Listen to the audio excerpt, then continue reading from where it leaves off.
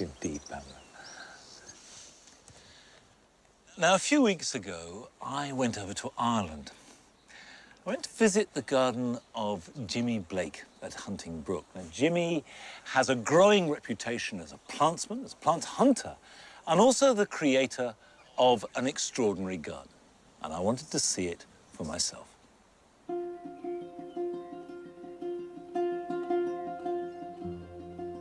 You know, it's really nice to get out from Longmeadow occasionally. I can come and visit a garden of any kind. I'm bound to see something that I haven't seen before. Hunting Brook stands 1,000 feet above sea level and combines prairie planting, perennials and woodland in an exotic mix. It is the unique and eclectic vision of Jimi Blake, who owns one of Ireland's biggest private collection of plants.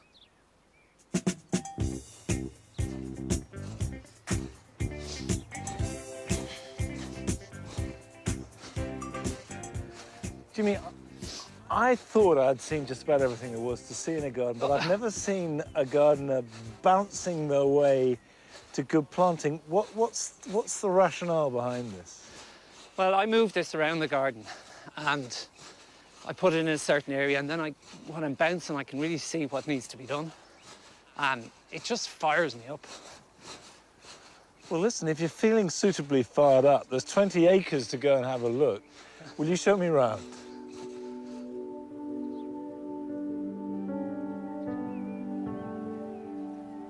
The first thing anybody sees when they come here is just this hit of colour.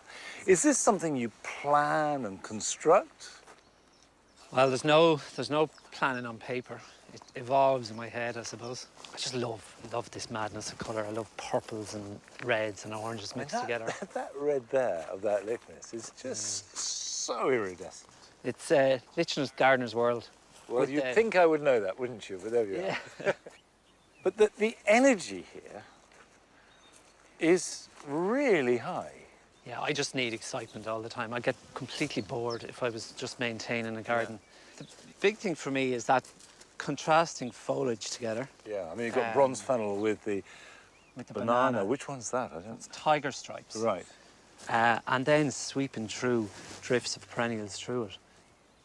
So what's your latest love? Well, the salvias, definitely. Tilictrums. That's Tilictrum delavii decorum. Decorum. Just the most incredible Tilictrum. Thousands of flowers on it. It's nice to have one this year, but how about having 500 through the whole thing? Get a good blast and bring cerise through it. And... I like your style.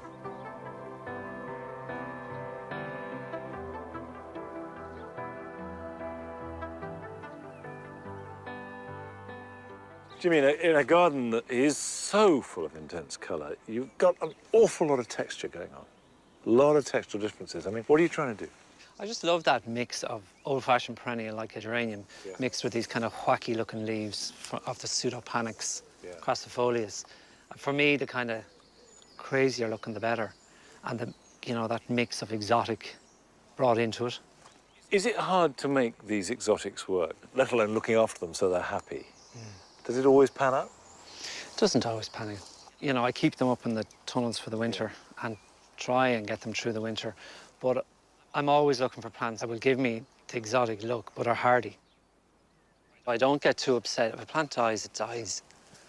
If it doesn't work, you have to come up with a new idea.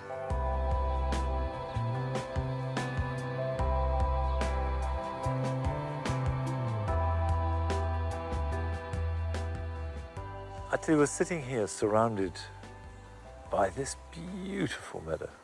It really is a triumph. Tell me about it. Tell me about how you made it. And what I was trying to do was connect the garden to the valley. And it's a complete experiment, what will grow and what will just die out. But the planting is not conventional wildflower meadow planting. There are a lot of perennials in here, aren't there? In a way, it's like plants that seeded out of the garden into this part of the meadow. I think it looks fantastic. Aside from creating a beautiful garden, Jimi has a much deeper connection to his garden. You can't help but notice in the garden there are prayer flags, you know, there are places for meditation and one thing or other. To what extent is the garden a source of spiritual solace? For me, it's the key. I felt here that, especially in the valley there, that things didn't really come together for me until I really connected with the land. So rather than the gardener, however experienced, however good at the job, imposing themselves on a landscape, you're listening to it as much as it listens to you. And it doesn't matter what size piece of land. You know, if you're gardening on a tiny, tiny piece of land, you're still gardening on part of the earth. Even if you just sit quietly on the ground, you're connecting with that land. You don't have to have 20 acres.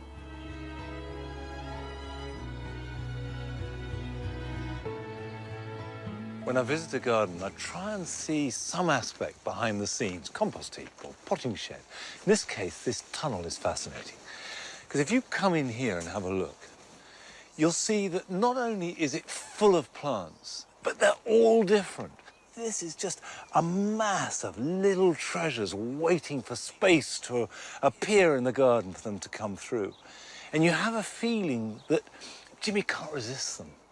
He's absolutely in love with plants, and for all the bouncing and the meditation, this is a plantsman to his very core. First impressions of this garden may lead you to think that this is charmingly eccentric, but actually I think that's very superficial. Because scratch the surface, and what you find is a garden made in a long and distinguished tradition of plants, men and women. And that makes a garden that is endlessly beguiling, and however many times you visit it, you would always find something new.